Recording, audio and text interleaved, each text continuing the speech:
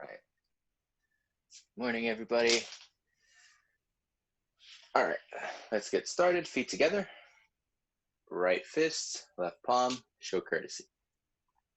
Start off with our standing meditation.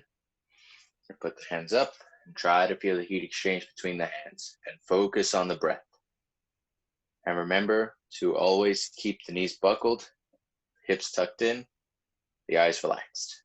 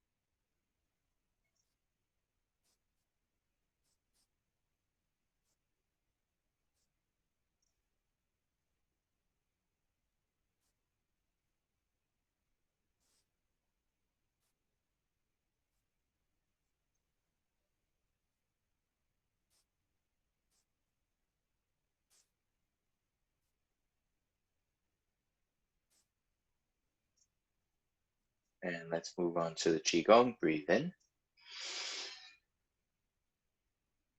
and out.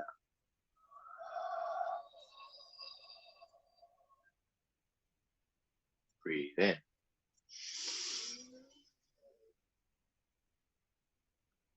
and out.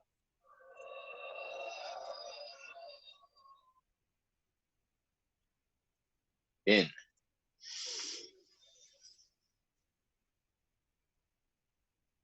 out.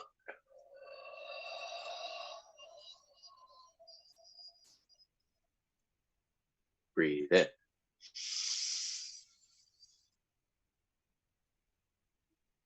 and sink down low. Breathe in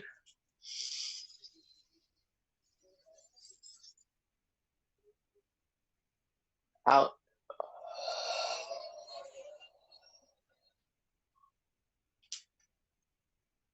Breathe in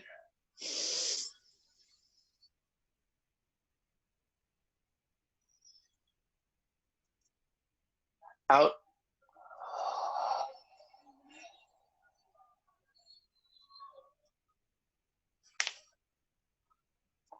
Last one. Breathe it in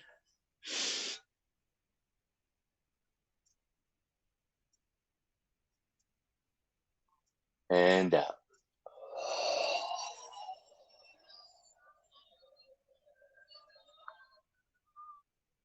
And closing. Breathe in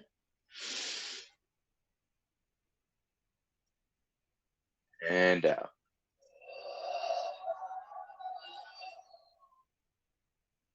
And shake it out. We move on to the waving hands. Lost out. Remember to breathe out each time the hand passes back and bounce the knees.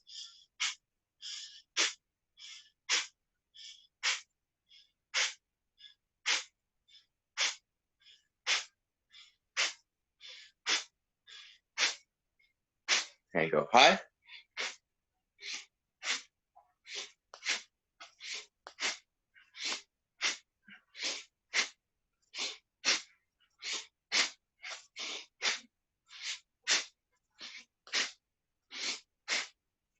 And now we're going to try and stretch the chest and go in and out, keeping the hands relaxed.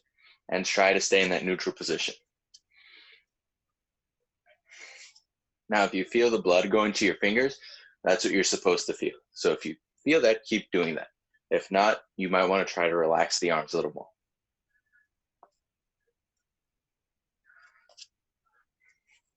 And shake it out. Next stretch up.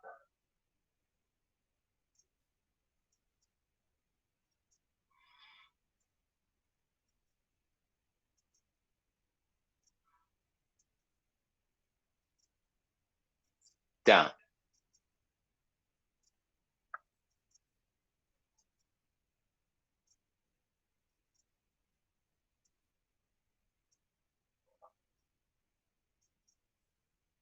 Up.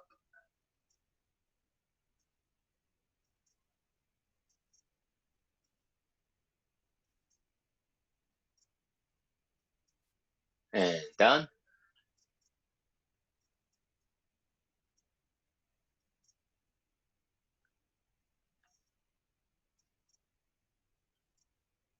Right side.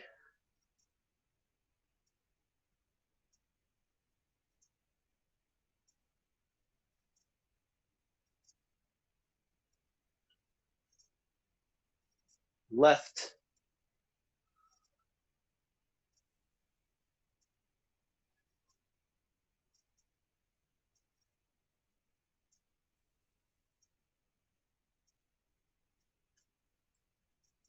Right.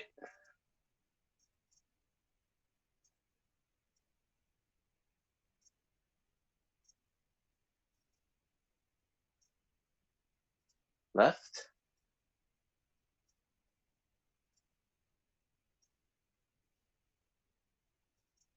Neck rotations.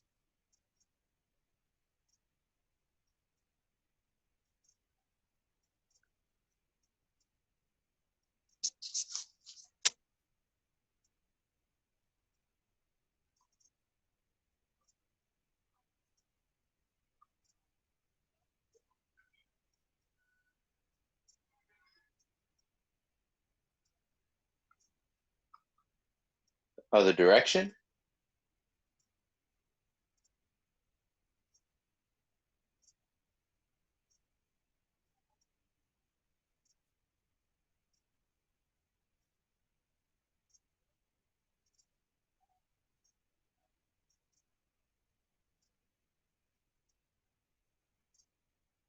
And hands up. Clenching the fist. Try to stretch those fingers out. Squeeze the fist.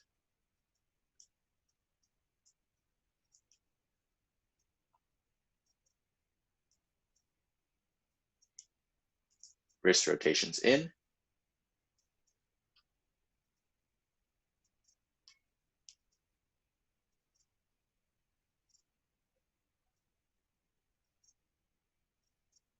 Out.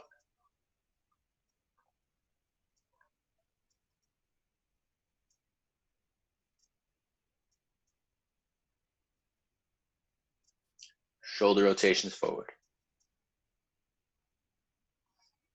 Remember to try to bring the shoulders up as high as you can, closer to the ears.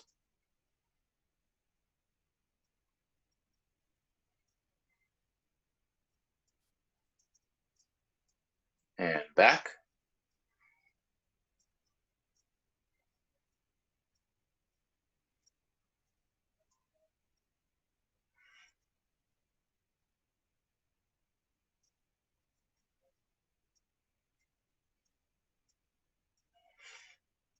And slap the kidneys.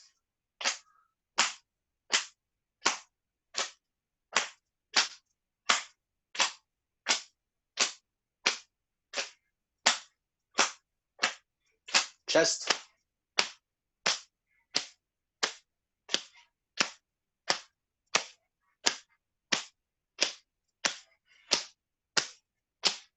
Center.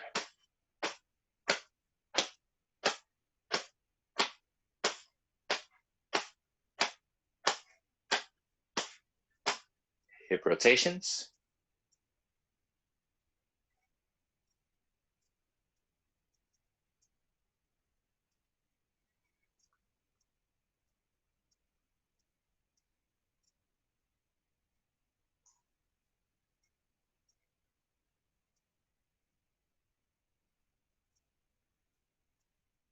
Other direction.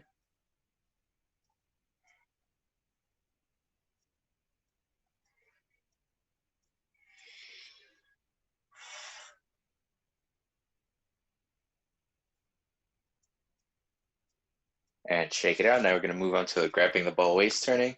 But before we do that, I just want to mention, I have a tendency of getting into the, I get into the class as I'm teaching it. So as I do things, sometimes I'll do things at my pace because I don't see students. So I kind of lose track of the fact that I'm actually teaching.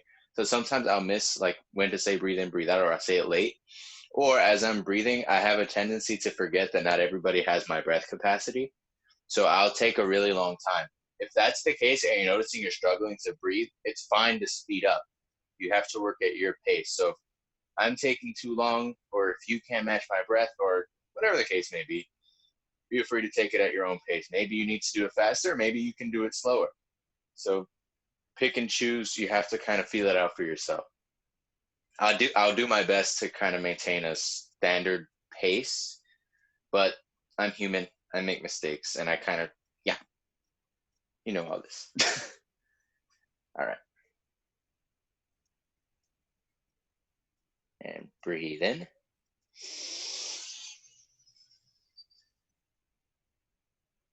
And out.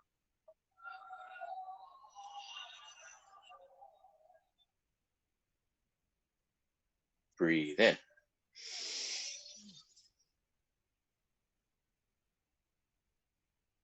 And out.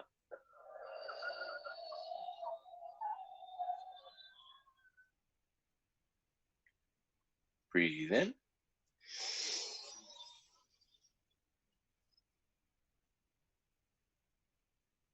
Out.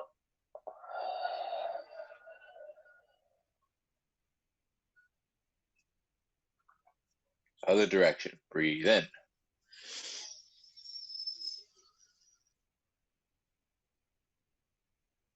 And out.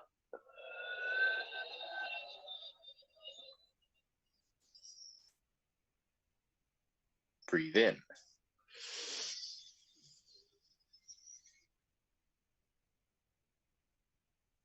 Out.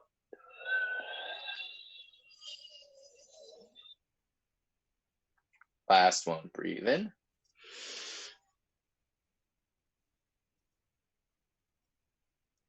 And out.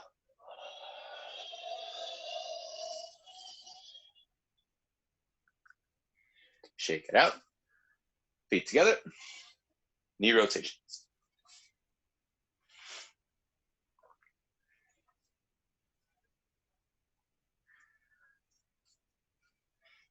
Other direction.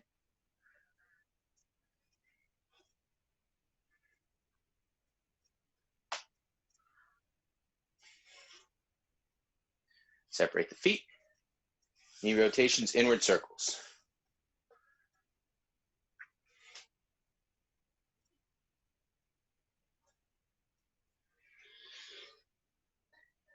Other direction.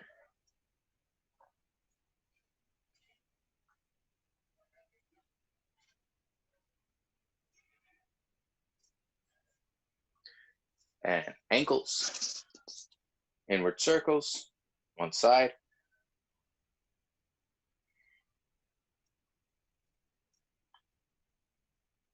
Out.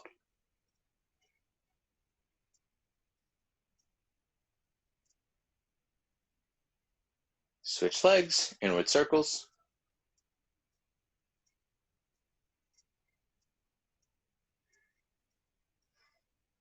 Out.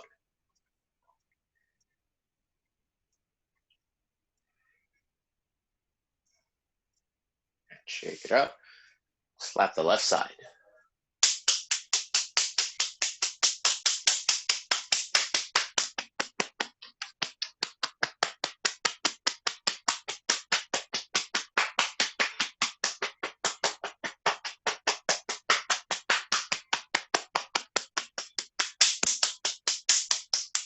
Switch.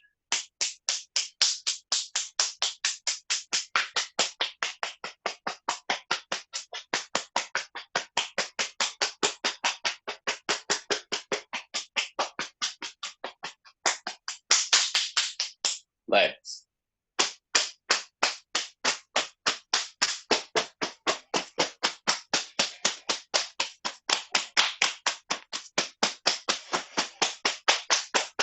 Lower back.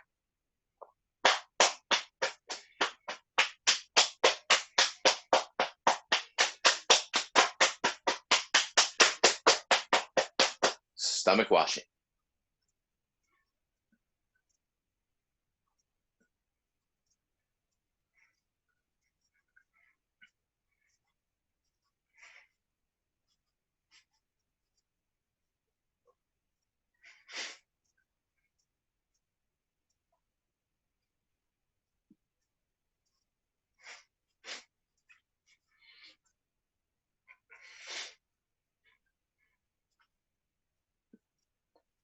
Top of the head.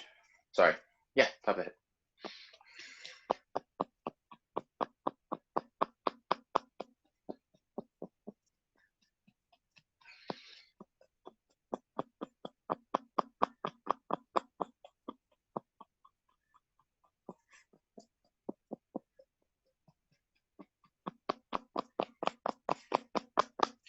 Warm up the hands.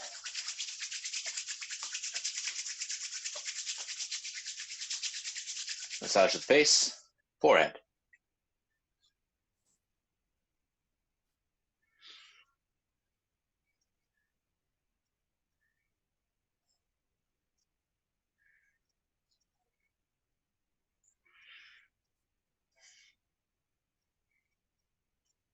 Eyes.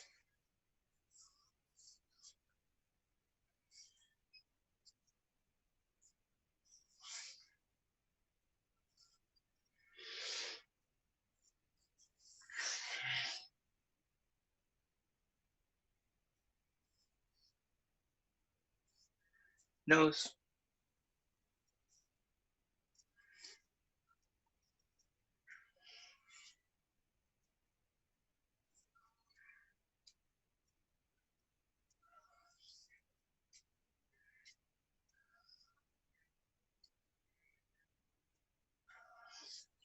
Mouth.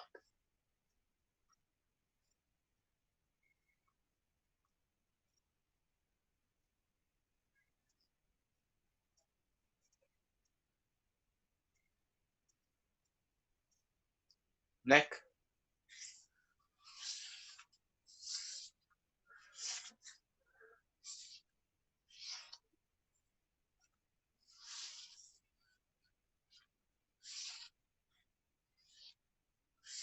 Thyroid. Clack the teeth and clench the neck muscles.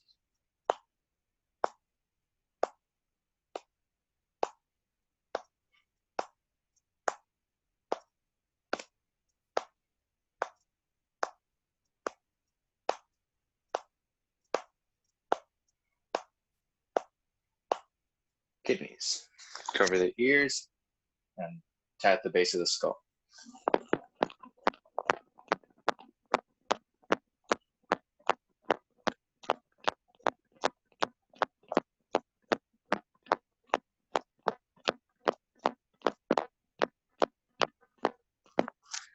And shake it up. We're going to move on to the 8 brocades. First one, holding up the sky for respiration, digestion, and elimination. Breathe in.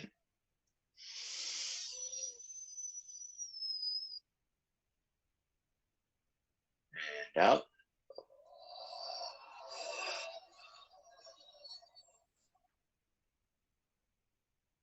Breathe in.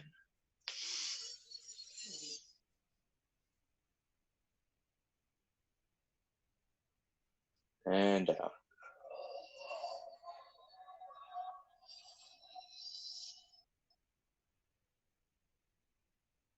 Breathe in.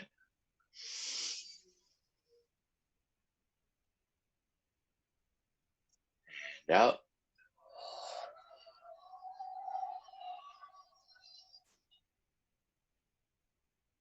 In.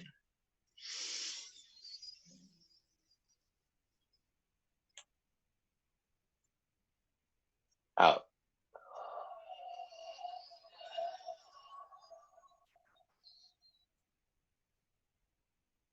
Breathe in.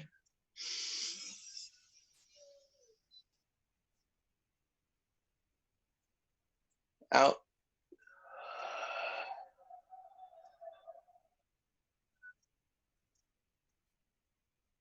In.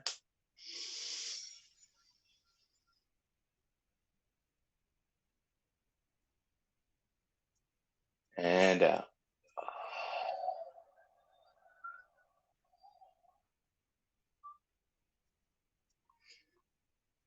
Number 2, pulling the bow and shooting the arrow. Remember to follow the index finger as you go out. Now, when you follow it as you go out, when you reach full extension, remember you want to stare into something specific that's in between the 2 fingers. So I'll follow the fingernail, and as I go out, I'll stare at whatever's on the wall. Then as I come back, I'll go back to the fingernail. And same goes for the other side.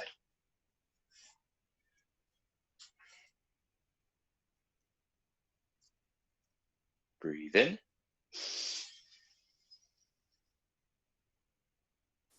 Out.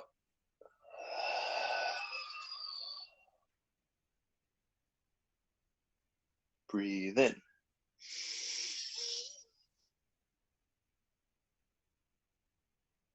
And out.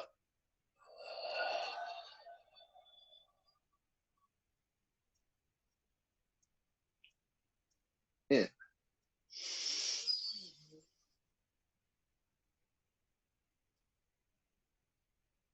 Out.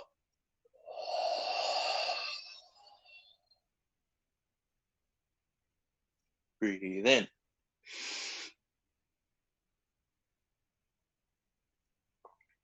And out.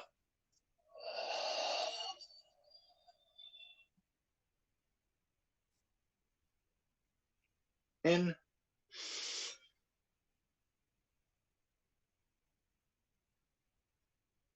Out.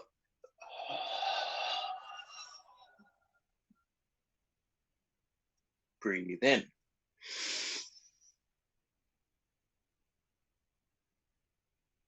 Out.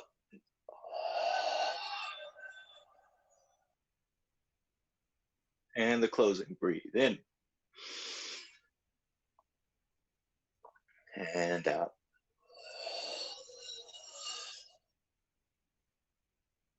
Shake it out. And do some stretching in between the sets. Grab the right foot. Stretch the hip and the knee. If you need to hold on to a wall or a chair or something, feel free to do so, or you can do the same exact thing sitting down. You want to try and get the heel up as close to the belly button as possible. Now, I do recommend that if you're using a chair and using a wall, don't just plop all your weight onto it. You want to struggle a little bit. You want to struggle for your balance so that you can develop it. So have the chair and the wall there as a means of support and stabilization as you lose your balance so that you don't fall.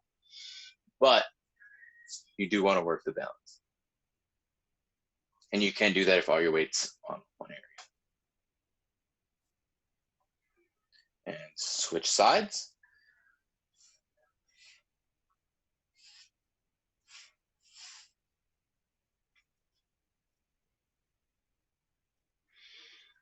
And a good way to hold, I guess, mentally force yourself to do it is to just stare at something that's not moving.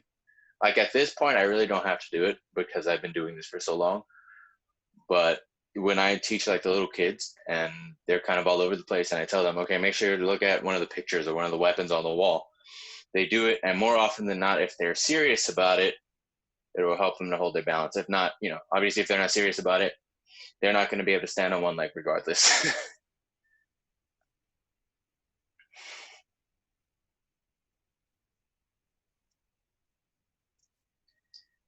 And shake it out. And stretch. Quad muscle. Remember, try not to let this go out. Try not to let your hips go back. Try to keep your hips forward and pull the leg back. And same story. If you need the support, feel free to use it, but also try and work that balance.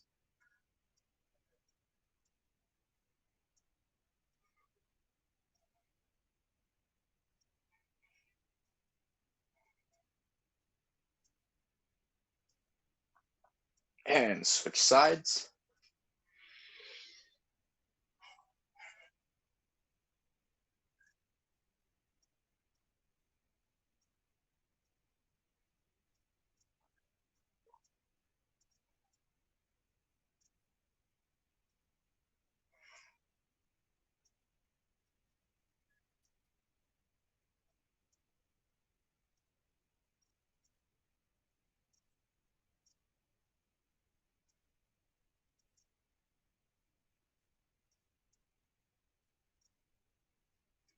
And shake it out.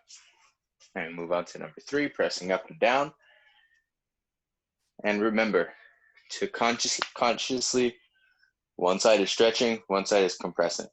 Now, the only reason I keep stressing that is because geez, how long have I known the ape broke here? I've known it for 6, 7 years. And I didn't really get that detail for a long time because nobody really taught it to me. We learned it in a group session, and there wasn't like much specifics in detail. We learned all 8 of them in like 2 hours. So I was just kind of going up and down, and you get something from that. But if you conscientiously make the effort to stretch one side and compress the other, I mean, me personally, given that I'm not sensitive to like energy and feeling things like that often, to feel the stretch to me is a sign that I'm doing it right, and B, I'm getting something out of it. So those to me are little cues to kind of like, okay, Brandon, you got this. You're doing it right. Keep going. So if you can feel a little bit of a stretch as you do the exercise, you'll know you're on the right track.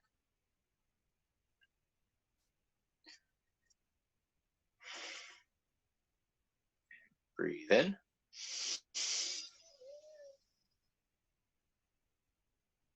And out.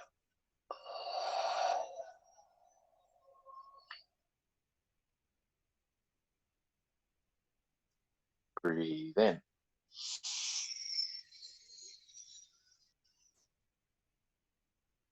And out.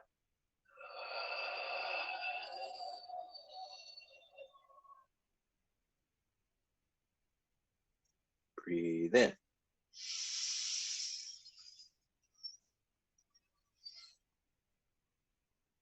Out.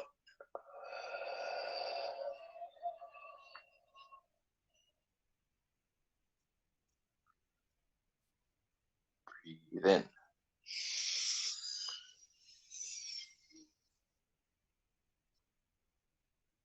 Out.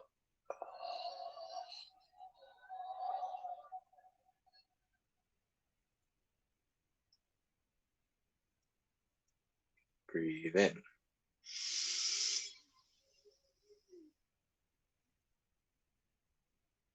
Out.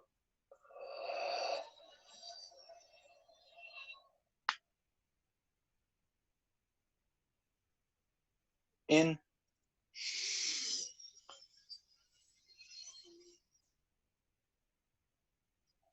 Out.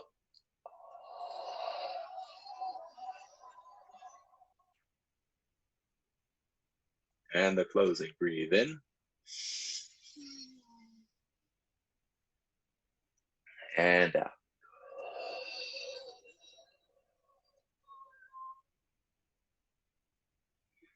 Number 4, looking back. Remember to open the eyes wide as you look back. Breathe in.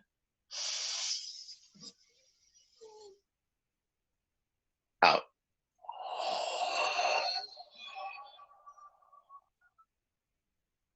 Breathe in.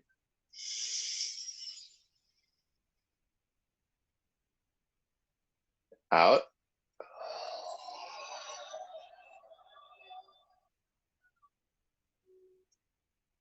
Breathe in.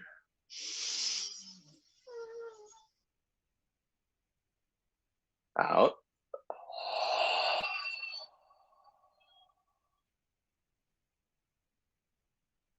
In.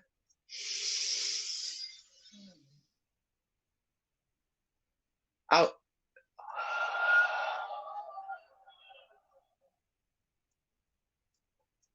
Breathe in.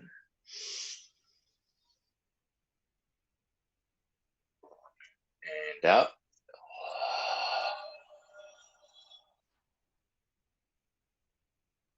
In,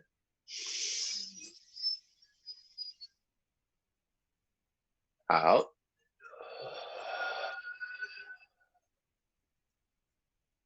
and the closing. Breathe in, out. Shake it out, and put left leg forward, stretch down. Try to get your fingers to your toes. If that's easy, try to get your forehead to your knee. And if that's easy, try to get your chin to your knee.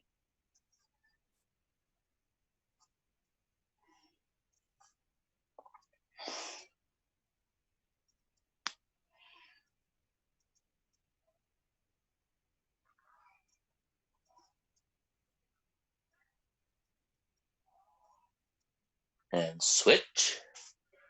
Stretch down.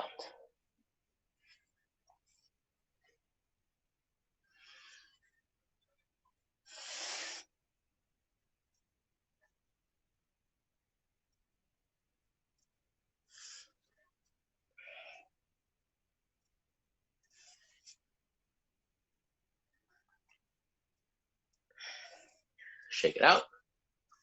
Move on to number 5, wagging the tail for the heart and the pericardium.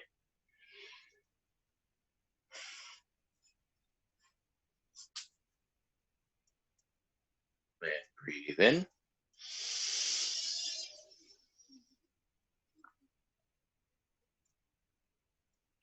And out.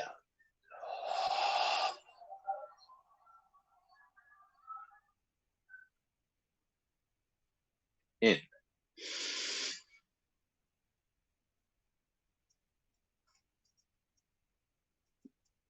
Out.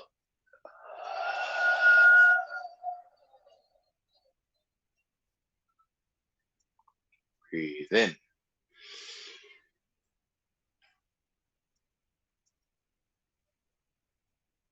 Out.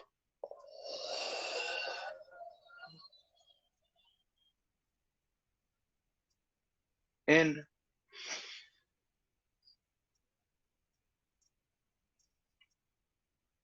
And out.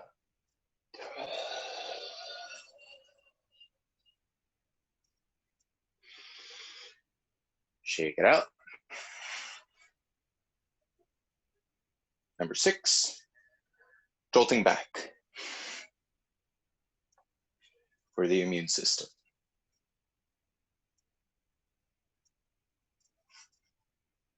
And breathe in. And out.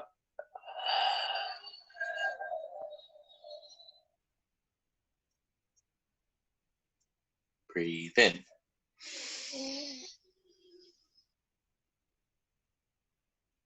Out.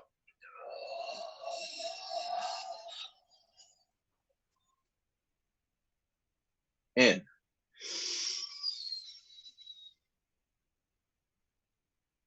Out.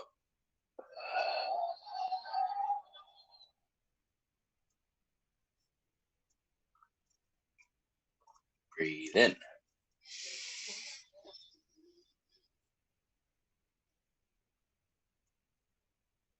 Out.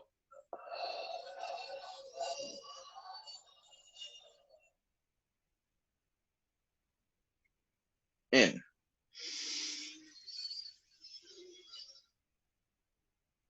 Out.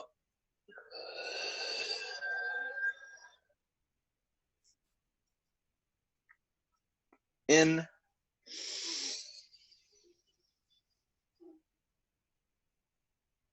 Out.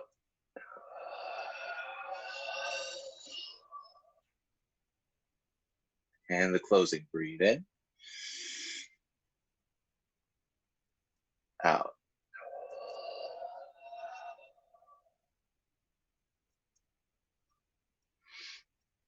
And shake it out. Now, next stretch. Separate your feet. Grab the ankles and stretch down. You don't have to separate too wide, about double shoulder width, the same width as your horse stance.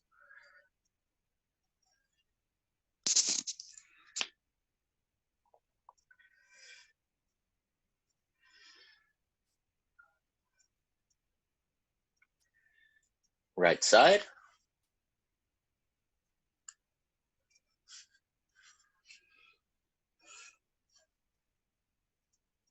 And switch.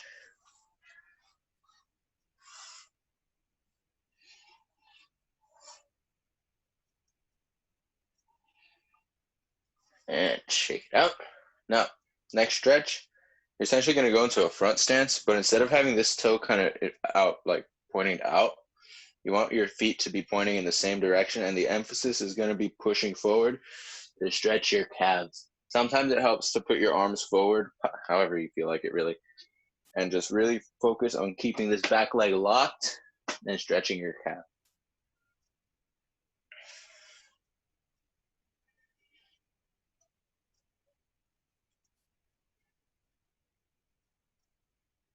And switch sides.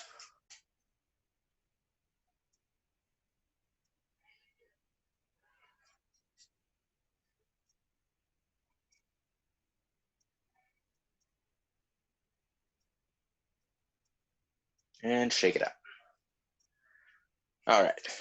Last two, 7 and 8. 7, staring at the fist with angry eyes to get rid of negative emotions like anger, anxiety, and the likes. All right. Breathe in. Out.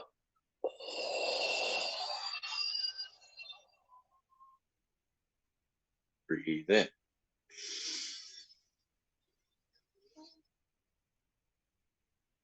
Out.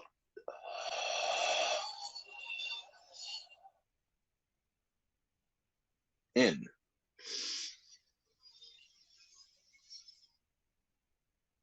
Out.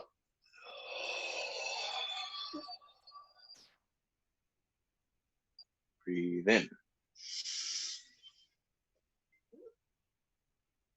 And out.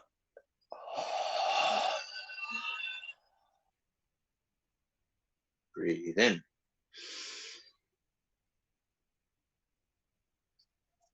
Out.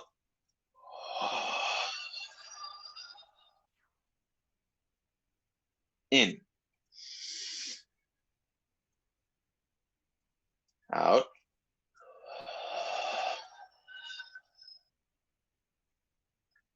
And the closing. Breathe in. And out.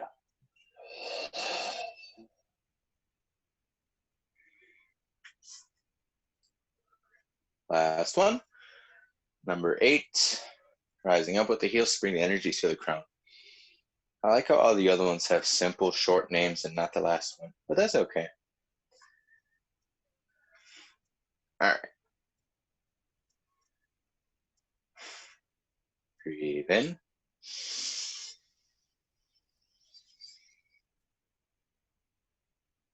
Out.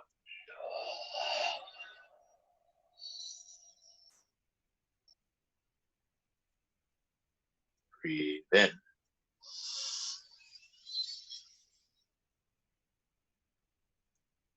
Out.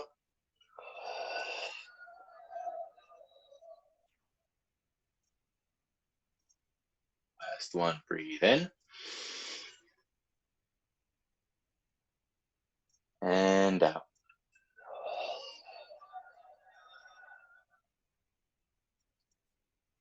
And shake it out. Now we're going to do our sitting meditation as we already stretched. Now, I would like if everyone can grab a chair. So, why do I want you to grab a chair? I want you to try to sit like this with your feet on the ground specifically. Whether you have shoes or not, doesn't matter. So, I want you to try to visualize the energy coming up from the ground and circulating throughout the body, and particularly to the inside of the hands. So I guess I can say, yeah, I can attest to this because I've actually experienced it. I mean, I always tend to doubt myself, so I'm not going to use my own personal account, but I'm going to use my experience with somebody else. Um, so this guy, one of my teachers, he's does this for a little bit, and he's like, "Hey, put your hand in between my hands." I was like, "Okay, that's kind of weird, but all right." And there was an unnatural amount of heat in between his hands, and he wasn't sweating and he wasn't exercising rigorously. He was legitimately just sitting down, breathing, and concentrating on that. And just putting my hand in between his hands, it was like my hand started to perspire. So that's kind of what you want to start building with regard to the energetic aspect of this practice.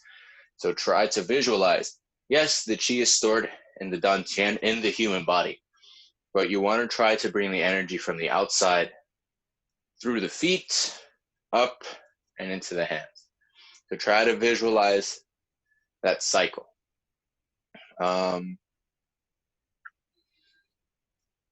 And alternatively, keep the tip of the tongue on the roof of the mouth to keep better energetic circulation. The breath for the meditation is strictly through the nose.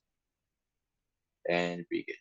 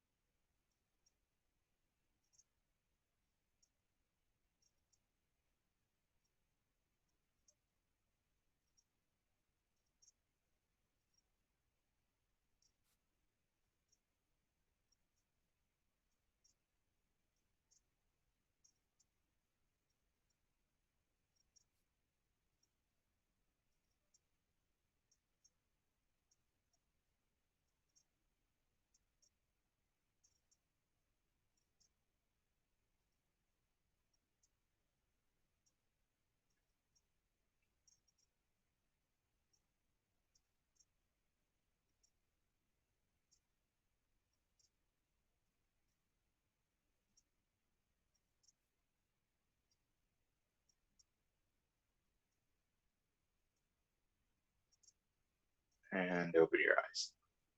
Now, before we get on to 24, I feel like I should mention, I know not everybody's interested in this area of the practice, and that's fine.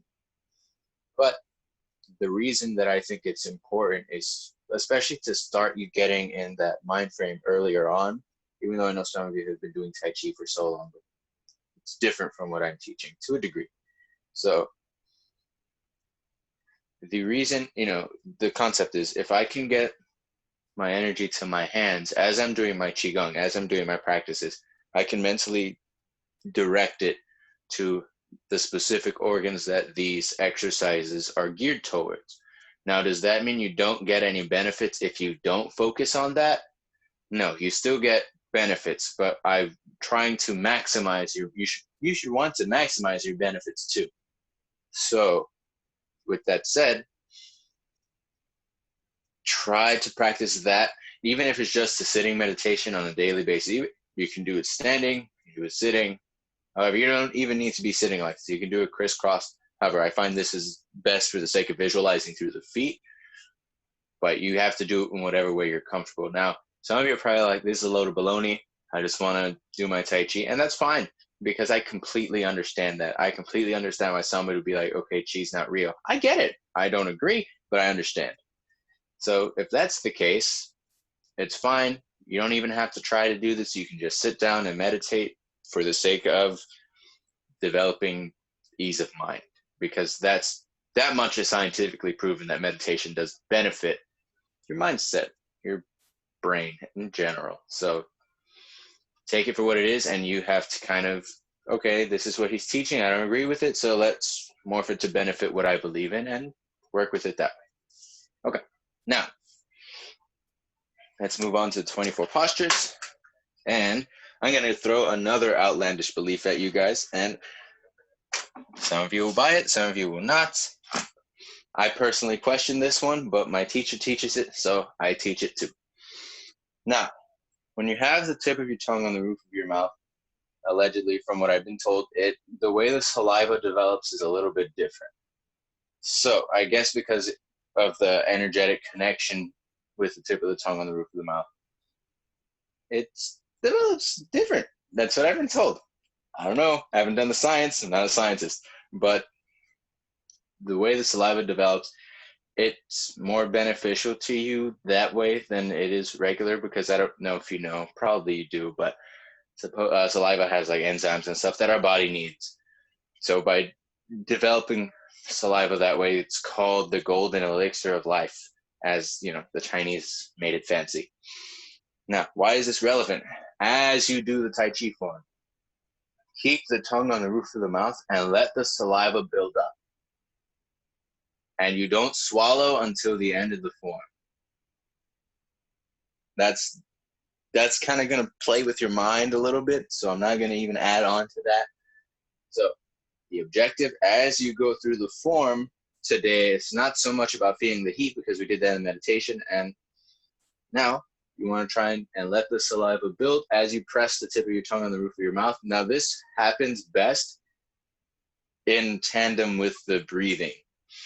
So it's not just a matter of keeping your tongue on the roof of your mouth. As you go through, you need to be focused on the breath work. So let's try it again. My space is limited, so I'm going to be shortening my steps like I usually do, either regardless of whether I'm outside or inside. It's just more so inside. So, try and do that. And if you're successful, that's awesome. And if not, you have work to do.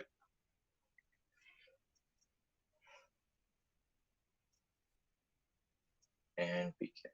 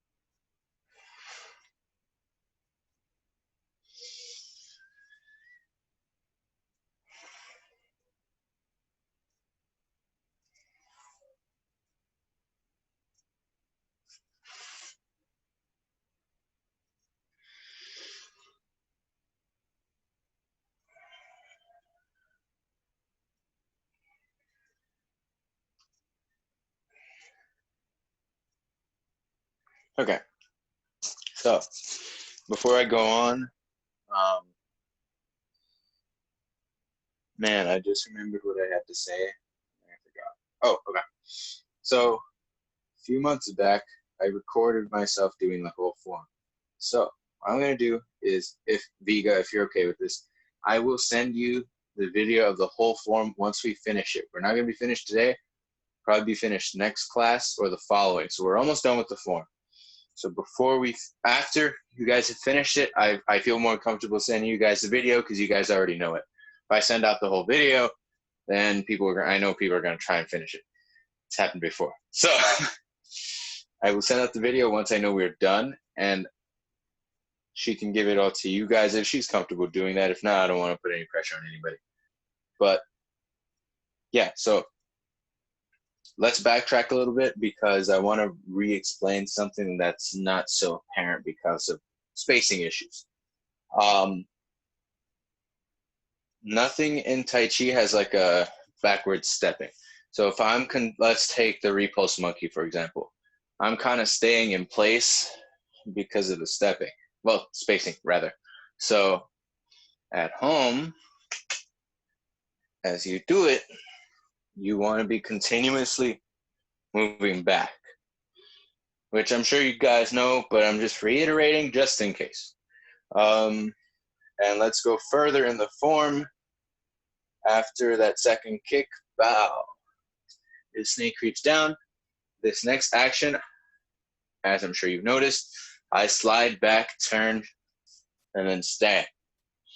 The right way to do it, with the right spacing, is to move forward. Same thing here.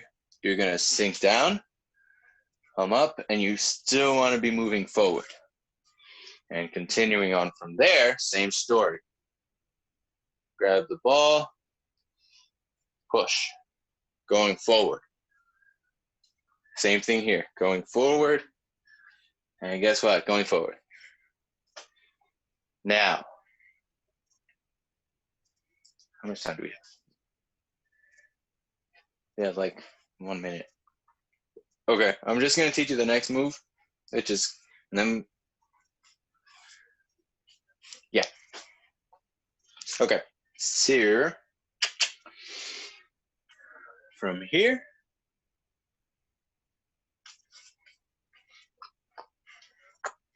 so you're going to flash back again.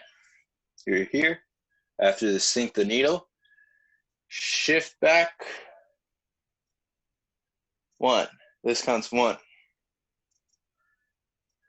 2, 3. Let's go through that again. So, turn. 1. Left hand comes over. 2. Back fist. 3. Very common technique in Chinese martial arts. Cover, cover, back fist. Personally, not a fan of these with regard to practicality, but it does feel kind of cool with the form. And I mean practicality with regard to fighting. So, again, turn. 1, 2, 3. Now, turn into forward and shift forward.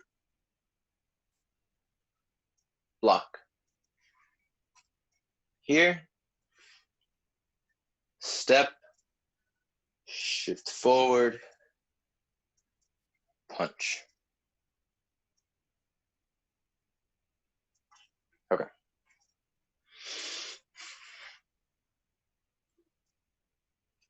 Yeah, we'll finish next class. Again.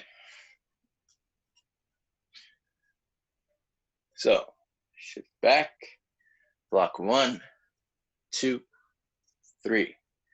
Now, the left hand goes back, and this one draws to your waist. Shifts forward, step, and punch.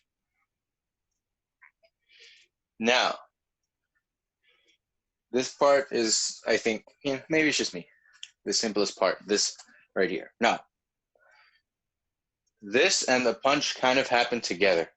It's a yes but no situation. So yes, you block and then punch, but it happens at the same time. I don't really know how to explain that. So okay, it's a continuous action. Let's put it that way. So I don't stop here, step, then punch. I'm going to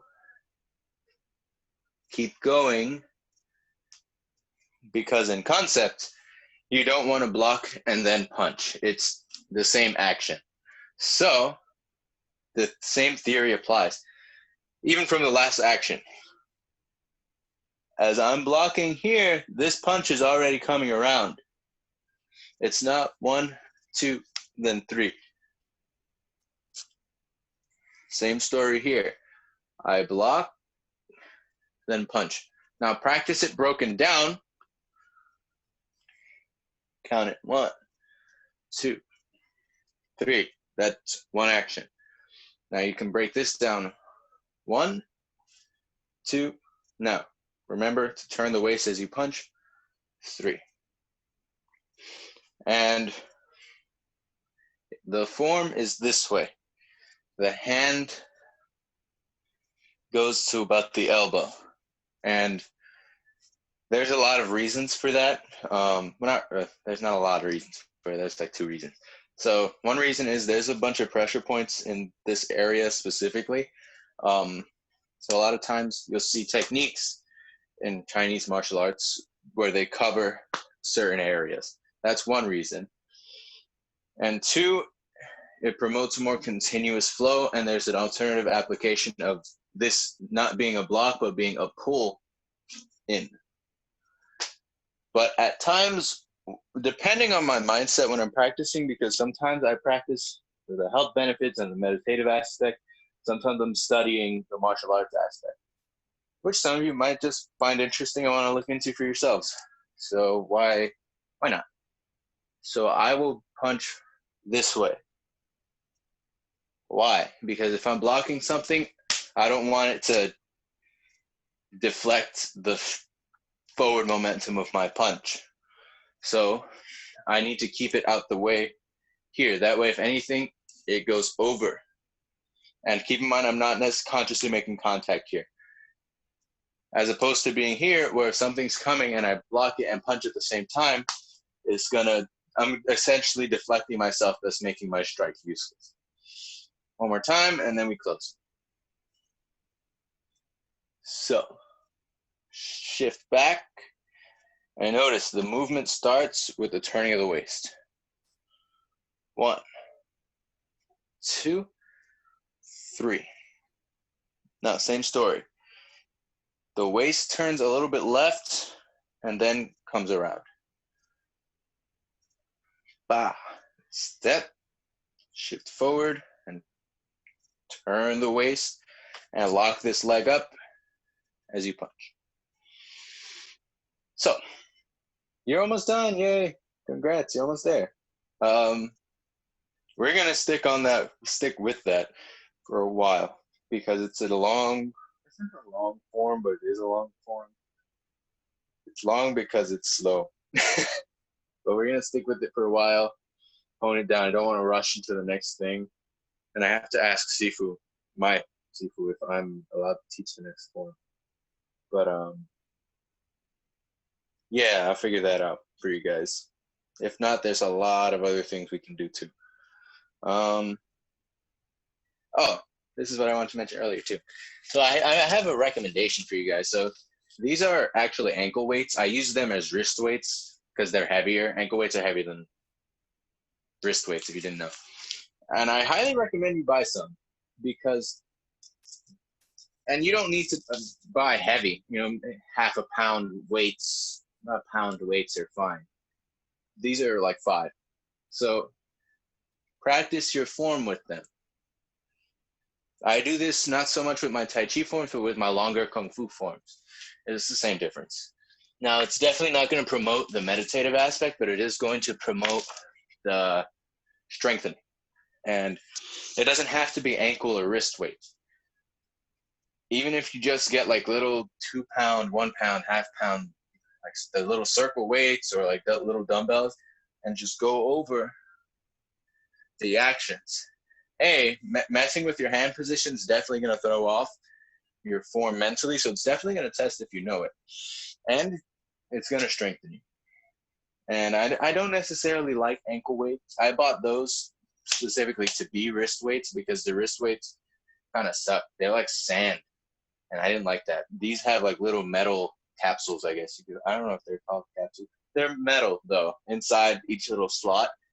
So it feels a lot more sturdier and it doesn't break and the sand goes everywhere. And if you're sweaty, it's. But yeah, that's my recommendation. And beyond that, I also recommend don't always practice with the videos at home. And the reason I say that is because it's going to create some form of dependence on the class itself. Now, it's good to follow the format as a beginner and you're starting and you want to get into the practice, but at the same time, you kind of need to break away. I mean, this is a good example. It's like a bird needs to kind of fly away from the nest sometimes. And that doesn't mean you don't have a place to call home, aka class, but you do need to find your own way. Like the way I practice, it's not the way my Kung Fu brothers practice, my Kung Fu sisters, my Sifu. I practice the way that I find benefits me most and guides me in the direction that I feel I need to go. Does that mean I don't take input? Of course I take input because people with more experience than me I can learn a lot from. So they help to steer me in the right direction, but I don't need them to hold my hand. And you don't need me to hold your hand. You don't need to rely on my class to practice at home.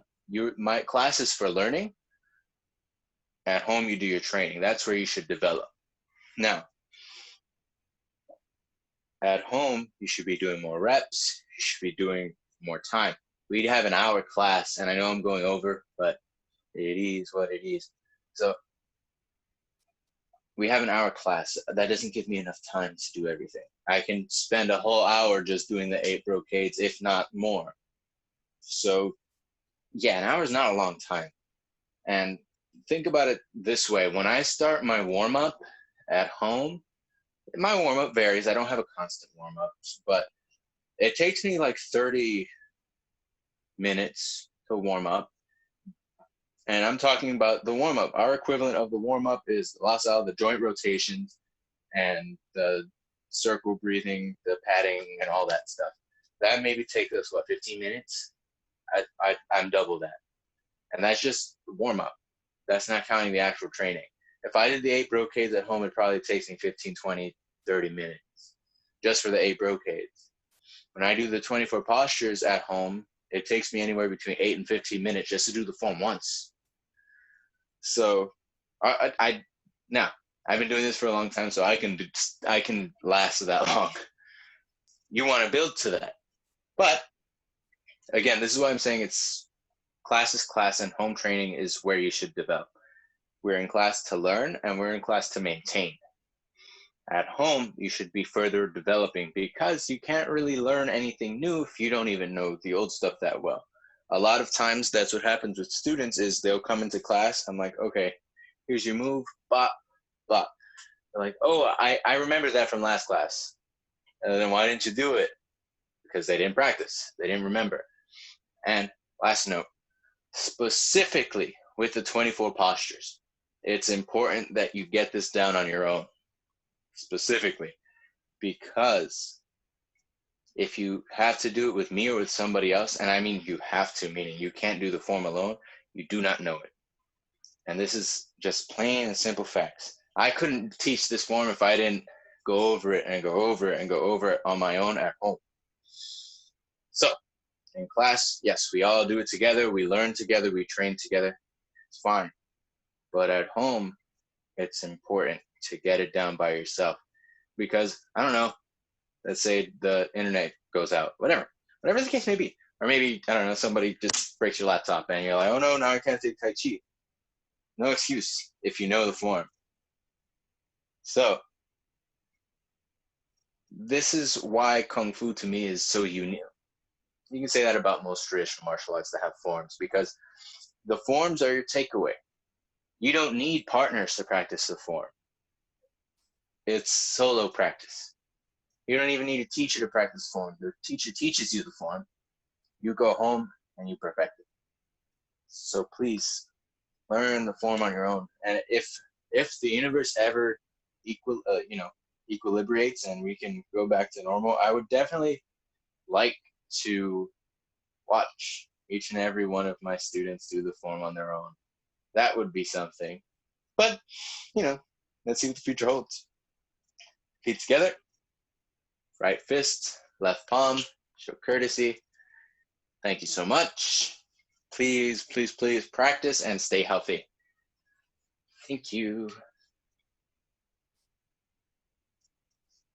Thank you.